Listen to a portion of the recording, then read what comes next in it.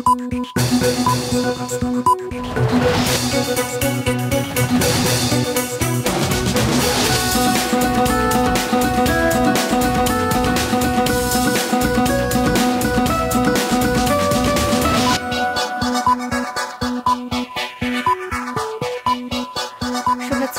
স্বাগত রাতের মাছরাঙা সংবাদে। আপনাদের সঙ্গে আছেন ফারহানা পারভিন। শুরুতে জানিয়ে দিচ্ছি গার্ডিয়ান লাইফ ইন্স্যুরেন্স সংবাদ শিরোনাম। নির্বাচন করার সক্ষমতা নেই বলে অনেক দল উপজেলা নির্বাচন বর্জন করছে বলেছেন প্রধানমন্ত্রী। থাইল্যান্ড সফর নিয়ে সকালে গণভবনে আয়োজিত সংবাদ সম্মেলনে তিনি আরও বলেন, যাদের সরকার গঠনের সক্ষমতা নেই তারাও সরকার উৎখাত করতে চায়। থাইল্যান্ড সফরে দুই দেশের সম্পর্কের ক্ষেত্রে মাইলফলক তৈরি হয়েছে বলে জানান প্রধানমন্ত্রী। মাত্রা কিছুটা কমলেও দেশের বিভিন্ন এলাকার উপর দিয়ে এখনো বয়ে যাচ্ছে তাপপ্রবাহ। পশ্চিমাঞ্চলের কিছু জেলায় তাপপ্রবাহ চলছে, যার মধ্যে তীব্র তাপ খুলনা এবং রাজশাহীর কয়েকটি এলাকায়। 6 মের পর দেশ জুড়ে বৃষ্টিপাত হবে আর 15 মের পর সৃষ্টি হতে পারে লঘুচাপ, যা রূপ নিতে পারে ঘূর্ণিঝড়ে, জানিয়েছে আবহাওয়া অফিস। তিউনিসিয়া উপকূলে নৌকার পাটাতনে আটকে রেখে মারধর করে হত্যা করা হয়েছে 8 বাংলাদেশিকে। মৃত্যুর 2.5 মাস পর এমন অভিযোগ করেছেন স্বজনরা। বেঁচে ফেরাদের মুখে খবর জেনে মানব পাচার এবং সংঘবদ্ধ হত্যা মামলা করা হয়েছে। মরদেহ আজ ঢাকায় পৌঁছালে বিমানবন্দরে তা নিয়ে পুলিশ এবং স্বজনদের মধ্যে টানা হেঁচড়া চলে। শুনছিলেন শিরোনাম। এত বড় দুর্যোগেও ওই বাড়িগুলি দাঁড়িয়ে আছে কোন শক্তিতে? সেজন্য প্রয়োজন উচ্চ শক্তির নির্মাণ সামগ্রীর ব্যবহার, যেমন জিপিএইচ কোয়ান্টাম B600DR, বাংলাদেশের উচ্চ শক্তি সম্পন্ন একমাত্র রড। এবার বিস্তারিত সংবাদ। অতি বাম এবং অতি ডান রাজনৈতিক দলগুলো মনে করে তারা সরকার উৎখাত করবে, কিন্তু পরবর্তী সরকার প্রধান কে হবে সেই উত্তর নেই তাদের কাছে। সকালে গণভবনে থাইল্যান্ড সফর পরবর্তী সংবাদ সম্মেলনে এসব কথা বলেন প্রধানমন্ত্রী শেখ হাসিনা। থাইল্যান্ড সফর পরবর্তী সম্মেলনের প্রথমেই লিখিত বক্তব্য পড়েন প্রধানমন্ত্রী। তুলে ধরেন সফরের খুঁটিনাটি। সার্বিক উন্নয়নের এক নতুন দুয়ার খুলেছে এই সফরের মাধ্যমে, জানান প্রধানমন্ত্রী। ব্যবসা বাণিজ্য ও অভিজ্ঞতা বিনিময়ের মাধ্যমে আঞ্চলিক সহযোগিতার সম্পর্ক সুদৃঢ় হবে বলেন তিনি। প্রশ্ন ছিল রোহিঙ্গা প্রত্যাবাসন নিয়ে। যেহেতু থাইল্যান্ডের একটা প্রভাব আছে মিয়ানমারের উপরে, তো সেই ক্ষেত্রে প্রাইম মিনিস্টার বলেছেন যে তিনি এই বিষয়টা আরও গভীরভাবে দেখবেন এবং এদের প্রত্যাবর্তনের ব্যাপারে যতটুকু সহযোগিতা করার তিনি করবেন। অতি বাম এবং অতি ডান রাজনৈতিক দল মনে করে তারা গণমুখী দল, তারা উৎখাত করবে সরকার, কিন্তু পরবর্তী সরকার কে হবে উল্টো প্রশ্ন করেন প্রধানমন্ত্রী। যারা অতি বাম আমরা সবসময় মনে করি তারা খুব প্রোগ্রেসিভ দল, তারা খুবই গণমুখী দল ইত্যাদি ইত্যাদি। তো সেখানে আমার প্রশ্নটা হচ্ছে যে ঠিক আছে তারা আমাকে উৎখাত করবে, পরবর্তীতে কে আসবে তাহলে সেটাকে ঠিক করতে পেরেছে? মানবাধিকার লঙ্ঘন নিয়ে বাংলাদেশকে নিয়ে যুক্তরাষ্ট্রের নানা পর্যবেক্ষণ এবং সেখানে মানবাধিকার লঙ্ঘনেরও সমালোচনা করেন তিনি। 900 ছাত্র, তারা নাকি ছাত্রছাত্রী প্রফেসর থেকে শুরু করে সব গ্রেপ্তার হয়েছে এই আন্দোলন করার জন্য একমাত্র আমেরিকায়। আর এটা নাকি গণতন্ত্রের একটা অংশ। 2001 সালে বিএনপি জামাত ক্ষমতা আসার পরপরই ঠিক যেভাবে আওয়ামী লীগের নেতা কর্মীর উপর বিএনপির সন্ত্রাসী বাহিনী এবং পুলিশ বাহিনী যেভাবে অত্যাচার করেছিল, সেই অত্যাচারের কথাটাই মনে করিয়ে দেয়। অবশ্য আবার তাদের কাছে আমাদের মানবাধিকারের কথাও শুনতে, সবক নিতে হয়। প্রশ্ন ছিল উপজেলা নির্বাচনে পারিবারিক সদস্যদের অংশগ্রহণ নিয়েও। আমাদের অনেকে তো পরিবারের অনেকে তো দীর্ঘদিন ধরে একটা জায়গায় তারা আগেই নির্বাচন করে, যিনি এমপি হয়েছেন তার বহু আগে থেকে নির্বাচন করে, কেউ ইউনিয়ন বোর্ডের চেয়ারম্যান বা ইউনিয়ন কাউন্সিল চেয়ারম্যান, কেউ উপজেলা চেয়ারম্যান, সেরকম তাদের তো ট্র্যাডিশনালি আছে। আর তাদেরকে আমরা মানা করি কি করে? তবে হ্যাঁ, এটা ঠিক যে হয়তো এক জায়গায় বউকে দিল, আর এক জায়গায় ছেলেকে দিল, আর এক জায়গায় এগুলি আসলে ঠিক না। দ্রব্যমূল্য বৃদ্ধিতে রাজনৈতিক ষড়যন্ত্র এবং মুনাফা লাভের লোভ বিশেষ ভূমিকা রাখছে বলে মনে করেন তিনি। কিছু কিছু লোক কারসাজি করে, এটা ঠিকই, হোর্ডিং করে রাখে, মজুত করে রাখে, নষ্ট হয়ে যায়, পচে যায়, তারপর দেখা যাচ্ছে মজুত করে রেখে কৃত্রিমভাবে দাম বাড়ানোর একটা চেষ্টা করে। এ বিষয়টা কিন্তু আমাদের নজরে এসেছে। বিশেষ করে ইউক্রেন রাশিয়ার যুদ্ধ, স্যাংশন, কাউন্টার স্যাংশন এবং এই যে ব্ল্যাক সি দিয়ে যে আসতে পারবে না জাহাজ, বা এই নানা ধরনের ঘটনার কারণেও কিন্তু যেসব জিনিস আমাদের আমদানি করতে হয় সেগুলির দাম বাড়ে। তো সঙ্গে সঙ্গে আমরা কিন্তু বিকল্প পদক্ষেপে আমরা নেই। এছাড়া যোগাযোগ ব্যবস্থা, ব্যবসা বাণিজ্য ও কৃষি বিষয়ক বিভিন্ন বিষয়ে কথা বলেন প্রধানমন্ত্রী শেখ হাসিনা। ইবতিসাম নাসিম মৌ, মাছরাঙা সংবাদ, ঢাকা। শুরু হয়েছে সংসদের দ্বিতীয় অধিবেশন। বিকেল ৫টার শুরুতেই অধিবেশনের জন্য সভাপতি মণ্ডলী মনোনয়ন করা হয়। পরে ঝিনাইদহ ১ আসনের সাবেক সংসদ সদস্য এবং জেলা আওয়ামী লীগের সভাপতি বীর মুক্তিযোদ্ধা আব্দুল হাই এর মৃত্যুতে শোক প্রস্তাব উত্থাপন করা হয়। এর উপর আলোচনা করেন সংসদ সদস্যরা। প্রধানমন্ত্রী শেখ হাসিনা বলেন, ঝিনাইদহ একটি সন্ত্রাসী এবং পিছিয়ে পড়া অঞ্চল ছিল। অঞ্চলটি সন্ত্রাসমুক্ত এবং উন্নত করতে আব্দুল হাই অগ্রণী ভূমিকা রেখেছিলেন। সরকার প্রধান বলেন, আব্দুল হাইয়ের মতো নিবেদিত প্রাণ রাজনৈতিক নেতা থাকার কারণেই দলটি দেশের কল্যাণে কাজ করতে পারছে। আগামী রোববার বিকেল ৫টা পর্যন্ত সংসদ মুলতবি করা হয়। ঝিনাইদহের মতো একটা প্রতিকূল জায়গায় সবসময় অস্ত্রের ঝনঝনানি এবং বিএনপি নামে যে দলটি সৃষ্টি হয়েছিল, তারা এই আন্ডারগ্রাউন্ড পার্টি বেশিরভাগ লোকই কিন্তু বিএনপিই করতো। আবার সেখানে প্রতিনিয়ত আমাদের নেতা কর্মীদের উপরে হামলা হতো। কত লাশ যে পড়েছে তার হিসেব নেই। তো সেই অবস্থায় সংগঠনকে গড়ে তোলা এবং বারবার নির্বাচিত হয়ে আসা, এটা একটা বিরাট দক্ষতার পরিচয় তিনি দিয়েছিলেন। আর আওয়ামী লীগ সরকার এসেছে বলেই কিন্তু সার্বিক উন্নয়ন হয়েছে। আব্দুল হাইয়ের মতো এই ধরনের ত্যাগী নেতা কর্মী ছিল বলেই এই সাফল্য আমরা আনতে পেরেছি। চট্টগ্রাম, সিলেটে বৃষ্টি হলেও খুলনা, রাজশাহীতে অতি তীব্র তাপ প্রবাহ অব্যাহত রয়েছে। তবে দেশের সামগ্রিক তাপমাত্রা কিছুটা হ্রাস পেয়েছে। এদিকে আগামী ৬ মের পর সারা দেশে বৃষ্টিপাত হবে বলে জানায় আবহাওয়া অফিস। দাউদ হাসানের রিপোর্ট। তীব্র তাপপ্রবাহের মাসে এপ্রিল পেরিয়ে মেতে পড়ল, তবুও বৃষ্টির দেখা পেল না নগরবাসী। বৈশাখ মাসের এই উত্তাপে একান্ত প্রয়োজন ছাড়া যে ঘর থেকে বের হচ্ছেন না নগরবাসী, তা ব্যস্ততম সড়কগুলোর দিকে চোখ বুলালেই বোঝা যায়। তবে প্রশান্তির বৃষ্টির দেখা মিলেছে ময়মনসিংহ, চট্টগ্রাম, কুতুবদিয়া, রাঙামাটি, বান্দরবান, ফেনী, রংপুর, দিনাজপুর ও সিলেটে। ঝড় ও বজ্রপাতে কিছু ক্ষয়ক্ষতি হলেও সামগ্রিকভাবে স্বস্তি ফিরেছে এসব জায়গার জনজীবনে। এদিকে দেশের পশ্চিমাঞ্চলে এখনও তাপপ্রবাহ চলমান। যশোর, খুলনা, চুয়াডাঙ্গা, পাবনা ও রাজশাহী জেলায় অতি তীব্র এবং টাঙ্গাইল, ফরিদপুর, গোপালগঞ্জ ও খুলনা বিভাগের অন্য জেলাগুলোতেও তীব্র তাপপ্রবাহ বয়ে যাচ্ছে। বাতাস আছে, হালকা, সমস্যা নাই, কিন্তু জামা গায়ে রাখা যায় না, শরীরে লবণ উঠে যায়, গামায় ভিজে গাড়ি চালানো অনেক কষ্ট হয়ে যায়। তারপরও কষ্ট করে চালাইতে হচ্ছে। পাকা টাকা নিয়ে ঘুরতেছি, বাতাস করতেছি, গরম লাগলে বাড়া একটা মারে, তারপরে দিয়ে একটু রেস্ট নিই। কর্ম করে খাবো, আমাদের দ্বারা সম্ভব হচ্ছে না। চুয়াডাঙ্গায় যে তাপপ্রবাহ চলছে, তাতে আমরা চুয়াডাঙ্গাবাসী অতিষ্ঠ হয়ে যাচ্ছি। যানমালের নিরাপত্তা নেই, ব্যবসাদাররা ফুটপাতে যারা বসে ব্যবসা করছে তাদের কোনো নিরাপত্তা নেই। এক কথায় চুয়াডাঙ্গা জেলা অচল মতো হইতেছে। আবহাওয়া অফিস বলছে, আগামী ৬ থেকে ৭ মের দিকে সারা দেশে বৃষ্টিপাতের সম্ভাবনা রয়েছে, সাথে কমবে তাপমাত্রাও।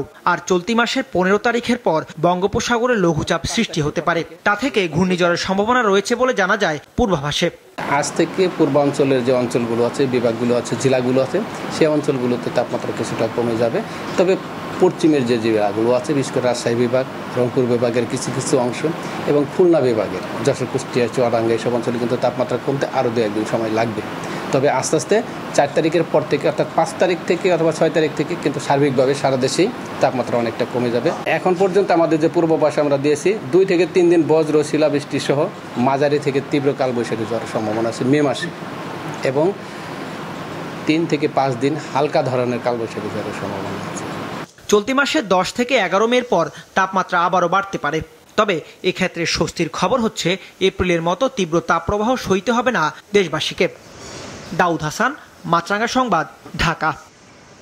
তীব্র তাপপ্রবাহে বন্ধ থাকার পর আগামী সপ্তাহ থেকে স্বাভাবিক হচ্ছে শিক্ষা প্রতিষ্ঠানের পাঠদান। আগামী শনিবার থেকে খুলবে মাধ্যমিক স্কুল, কলেজ, মাদ্রাসা এবং কারিগরি শিক্ষা প্রতিষ্ঠান। আর রোববার থেকে খোলা হবে প্রাথমিক বিদ্যালয়। শিক্ষা মন্ত্রণালয় এবং প্রাথমিক ও গণশিক্ষা মন্ত্রণালয় থেকে তথ্য জানানো হয়। গত রোববার একদিন খোলা রেখে পরদিন থেকে ফের বন্ধ ঘোষণা করা হয় মাধ্যমিক স্কুল, কলেজ এবং মাদ্রাসা। আজও বেশিরভাগ স্কুল বন্ধ ছিল, তবে কোথাও কোথাও কিছু প্রতিষ্ঠান খোলা রাখা হয়। নির্দেশনা অমান্য করে চলে কোচিং সেন্টারগুলো। তিউনিসিয়া উপকূলে নৌকাডুবিতে নয়, নৌকার পাটাতনে আটকে রেখে মারধর করে হত্যা করা হয়েছে ৮ বাংলাদেশিকে। এমন অভিযোগ করেছেন স্বজনরা। বেঁচে ফেরাদের মুখে এ খবর জানার পর মামলা হয়েছে। ২.৫ মাস পর মৃতদেহ ঢাকায় পৌঁছালে লাশ নিয়ে টানা হেঁচড়া চলে পুলিশ এবং স্বজনদের মধ্যে। আরো জানাচ্ছেন নিয়াজ মোর্শেদ। ভাইয়ের মৃতদেহ নিতে এসে যখন জানতে পারেন ময়না তদন্তের জন্য লাশ নিয়ে যাবে পুলিশ, তখন ক্ষোভে ফেটে পড়েন ছোট ভাই। তিউনিসিয়া উপকূলে মারা যাওয়া ভাইয়ের মৃতদেহ দেশে আনতে অনেক কষ্ট করতে হয়েছে। শেষ পর্যন্ত বেলা 12টায় সৌদি এয়ারলাইন্সে দেশে এসে পৌঁছায়। আমরা কেস করব না, কিছু করব না, পোস্টমর্টম করব কেন?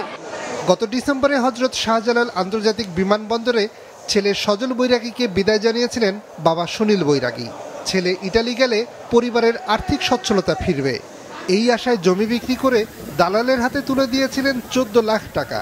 কিন্তু 14ই ফেব্রুয়ারি লিবিয়া থেকে ইটালি যাওয়ার সময় তিউনিসিয়া উপকূলে দুর্ঘটনায় পড়ে তার ছেলেসহ মারা যায় 9 জন। এদের মধ্যে একজন পাকিস্তানিও ছিল।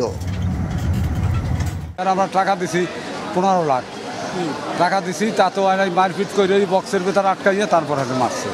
তবে নিহতদের স্বজনদের অভিযোগ 30 জন যাত্রী বহনক্ষম নৌকায় 52 জনকে তুলেছিল দালালেরা।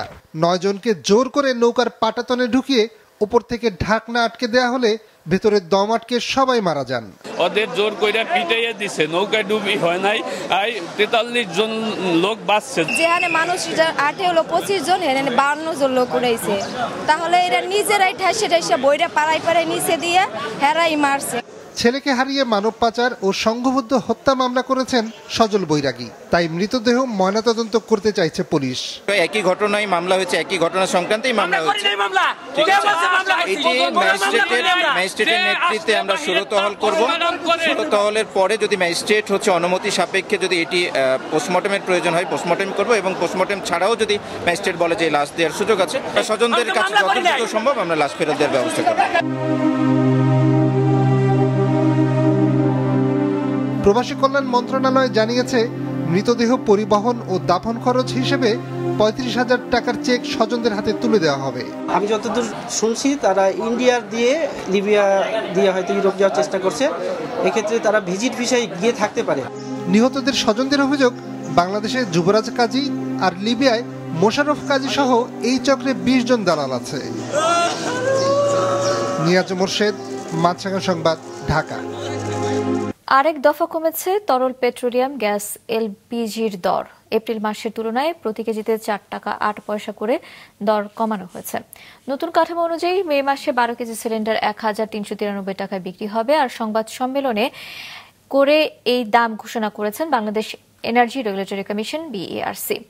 নতুন দর কাঠামো অনুযায়ী 5.5 কেজি সিলিন্ডার বিক্রি হবে 638 টাকায়। 1741 টাকা নির্ধারণ করা হয়েছে 15 কেজি সিলিন্ডারের সর্বোচ্চ দাম। 25 কেজি সিলিন্ডারের জন্য দিতে হবে 2,902 টাকা। আর হোটেল রেস্টুরেন্ট ব্যবহৃত 45 কেজি সিলিন্ডারের দাম 5,224 টাকা। এর বাইরে গাড়িতে ব্যবহার হওয়া এলপিজি বা অটোগ্যাসের গ্রাহক পর্যায়ের দাম প্রতি লিটারে 2 টাকা 29 পয়সা কমিয়ে নির্ধারণ করা হয়েছে 63 টাকা 92 পয়সা। এছাড়া সরকারি এলপিজি দর থাকছে অপরিবর্তিত। কমিউনিটি ক্লিনিক এবং উপজেলা স্বাস্থ্য কমপ্লেক্সগুলোকে সচল করতে পারলে দেশের স্বাস্থ্যসেবা উন্নত হবে। স্বাস্থ্য অধিদপ্তরের 53তম প্রতিষ্ঠা বার্ষিকী এবং জাতীয় স্বাস্থ্য ও কল্যাণ দিবসের অনুষ্ঠানে কথা বলেছেন স্বাস্থ্য ও পরিবার কল্যাণ মন্ত্রী ডক্টর সামন্তলাল সেন। অধিদপ্তরের কর্মকর্তারা জানান, সেবা সহজ করতে নতুন পরিকল্পনা নিয়ে এগিয়ে যাচ্ছেন তারা। পরে প্রধান অতিথির বক্তব্যে ডক্টর সামন্তলাল অধিদপ্তরটির কর্মকর্তাদের উদ্দেশ্যে প্রান্তিক পর্যায়ে চিকিৎসা সেবা উন্নয়নে সবচেয়ে বেশি গুরুত্ব দেওয়ার আহ্বান জানান স্বাস্থ্যমন্ত্রী। গণমাধ্যমের উপরে নয়, যারা রাষ্ট্রের বিরোধিতা করছে তাদেরকে নজরদারিতে আনতে চায় সরকার। বিশ্বমুক্ত গণমাধ্যম দিবস উপলক্ষে ইউনেস্কো এবং টিআইবি আয়োজিত আলোচনা সভায় অংশ নিয়ে এসব কথা বলেন তথ্য ও সম্প্রচার প্রতিমন্ত্রী মোহাম্মদ এ আরাফাত। গণমাধ্যমে যে কোনো সমালোচনা করার স্বাধীনতা রয়েছে উল্লেখ করে প্রতিমন্ত্রী আরও বলেন, সুস্থ ধারার সাংবাদিকতা করতে কোনো বাধা নেই, তবে গণমাধ্যমের স্বাধীনতাকে ব্যবহার করে যাতে আইনের অপব্যবহার না হয় সে ব্যাপারে সচেতন হতে হবে। গণমাধ্যমের স্বাধীনতা নিয়ে আইনের অপব্যবহার করলে তাকে শাস্তির আওতায় আসতে হবে বলে জানান আরাফাত। বলেন, বাংলাদেশের গণমাধ্যম শুধু মুক্ত নয়, বরং উন্মুক্ত। গণমাধ্যমের স্বাধীনতাকে অস্ত্র হিসেবে ব্যবহার করে, ঢাল হিসেবে ব্যবহার করে কেউ যদি অন্যায় করে, সেটাকে যেমন আমার অ্যাকাউন্টেবল করতে হবে, সেজন্য আমার আইন দরকার। একই সাথে এই আইনের অপব্যবহারে যারা অপচেষ্টা করবে তাদেরকেও আমরা যাতে সাজার আওতায় আনতে পারি সেটা নিয়েও চিন্তা করেন, এটা নিয়ে কথা বলেন, আমরাও ভাবি কিভাবে এটা করা যায়। খুলনা মহানগরীর বেশিরভাগ মানুষ সুপেয় পানির জন্য নলকূপের উপর নির্ভরশীল। কিন্তু গ্রীষ্মের শুরু থেকেই বেশিরভাগ নলকূপে পানি উঠছে না, ফলে নগর জুড়ে দেখা দিয়েছে সুপেয় পানির তীব্র সংকট। SM মিলনের ক্যামেরায় মোস্তফা জামালের রিপোর্ট। নলকূপের পানির ক্ষীণধারার এ চিত্র বলে দেয় সুপেয় খাবার পানি প্রাপ্তি কতটা দুষ্প্রাপ্য হয়ে পড়েছে খুলনা মহানগরীতে। ওয়াসার তথ্য বলছে, এবছর গরম শুরুর পর খুলনা মহানগরীতে পানির স্তর নেমেছে অন্তত 35 ফুট। বেশিরভাগ নলকূপ থেকে উঠছে না পানি, ফলে ঘন্টার পর ঘন্টা চেষ্টা করে ও দীর্ঘ পথ পাড়ি দিয়ে খাবার পানি সংগ্রহ করতে হচ্ছে নগরবাসীকে। মানুষের রুহু বের হয়ে যাচ্ছে, কিন্তু পানি ওঠে না। এই সারা এলাকা ধরে খালি একটা কল, হাত পুরো ব্যথা হয়ে যায়, ঠিক আছে, আর মনে হয় না যে কল আর চাপা লাগে, এরকম অবশ হয়ে যায় হাত। এক কলের পানি ছাড়তে 1 ঘন্টা সময় লাগে, তাহলে আর কাজ কাম করে কোন সময়, যদি পানি দৈনিক এলাকার লোক সবাই এই জায়গায় পানি নিতে। নলকূপের পানির বিকল্প খুলনা ওয়াসার সরবরাহ করা পানি। প্রতিদিন 24 কোটি লিটার চাহিদার বিপরীতে প্রতিষ্ঠানটি সরবরাহ করতে পারে মাত্র 11 কোটি লিটার। ফলে ব্যক্তিগত উদ্যোগে বসানো 10,000-এর মতো নলকূপই খুলনাবাসীর সুপেয় পানির প্রধান ভরসা। গরম পড়লে আমাদের এখানে অনেক কষ্ট হয় পানির, আমাদের পানির পাওয়া যায় না মোটে, আর অনেক দূর থেকে গিয়ে পানি আনা লাগে। রাত 3টা 2টার সময় আমাকে রাত জায়গায় সিরিয়ালে এগুলো রাখা লাগে, রাত্রে আমাকে পানি না লাগে। সারা রাত কল চলে, সারাদিন কল চলে, মানে পানি তো মানুষ পাচ্ছে না, কি করবে? আর গ্যাঞ্জাম কার সাথে করবো? ডেইলি কেচাকেচি 2-3 বেলা। ওয়াসা যে পানি সরবরাহ করছে তাতেও বেড়েছে লবণাক্ততা।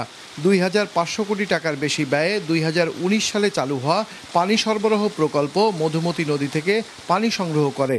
ওয়াসা বলছে, গ্রীষ্ম মৌসুমে ওই নদীর পানিতে লবণ বেড়ে যাওয়ায় এই পরিস্থিতি। বৃষ্টিপাত না হয় এবং হিট ওয়েভ যেটা আমরা বলি, এবং সেটা হওয়ার কারণে পানিতে আপনার স্যালাইনিটির পরিমাণ বেড়ে গেছে, যেটা আসলে আমার প্রেডিকশনের বাইরে।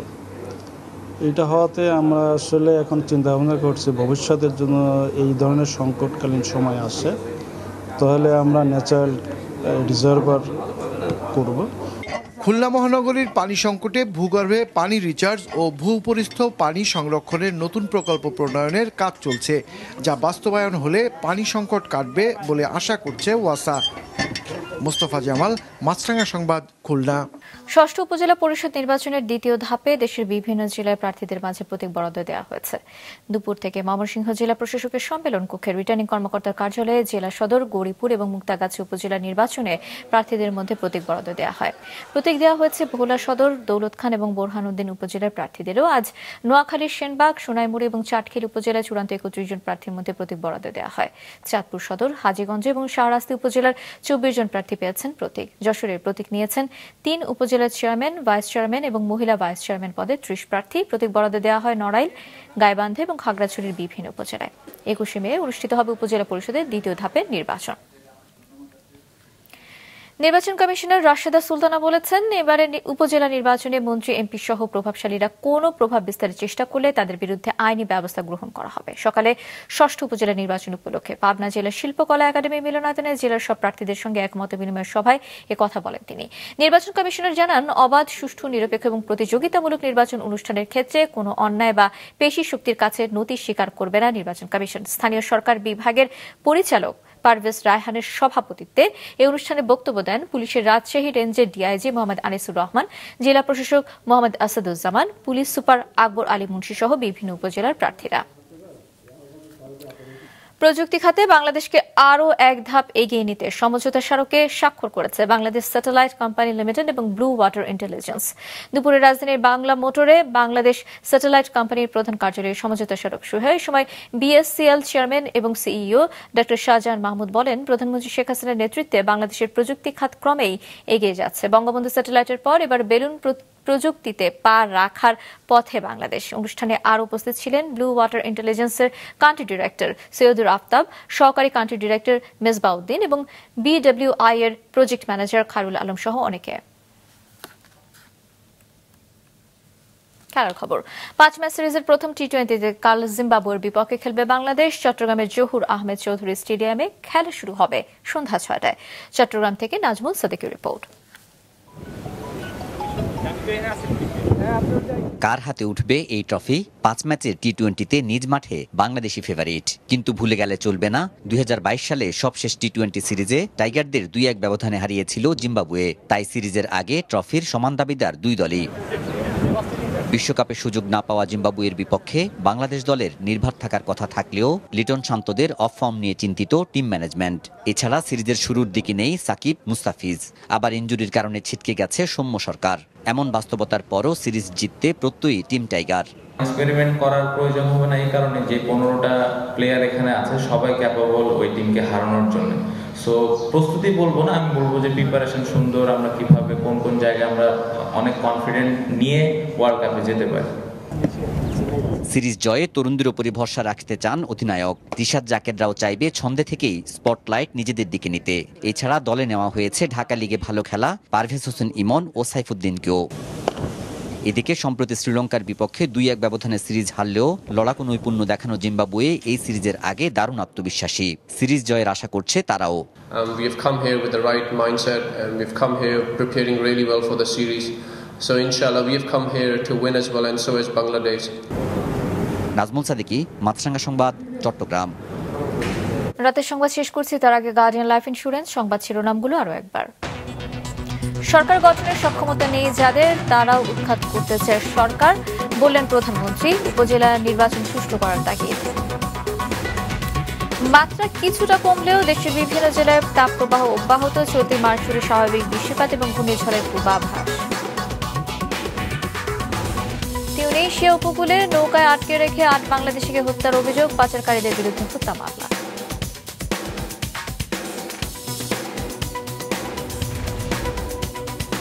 এছাড়া এখনকার মতো ফেসবুকে আপডেট পেতে ভিজিট করুন মাছরাঙ্গা টেলিভিশনের পেজে, ইউটিউব চ্যানেলে দেখতে পারেন আমাদের সংবাদ প্রতিবেদন এবং অনুষ্ঠান। দর্শক, রাস্তায় ধুলো এবং ধোঁয়া ফুসফুসের ক্ষতির কারণ হতে পারে, তাই জীবাণু এবং ফুসফুসের সংক্রমণ থেকে সুরক্ষিত থাকতে ব্যবহার করুন ফেস মাস্ক। এতক্ষণ সঙ্গে থাকার জন্য ধন্যবাদ।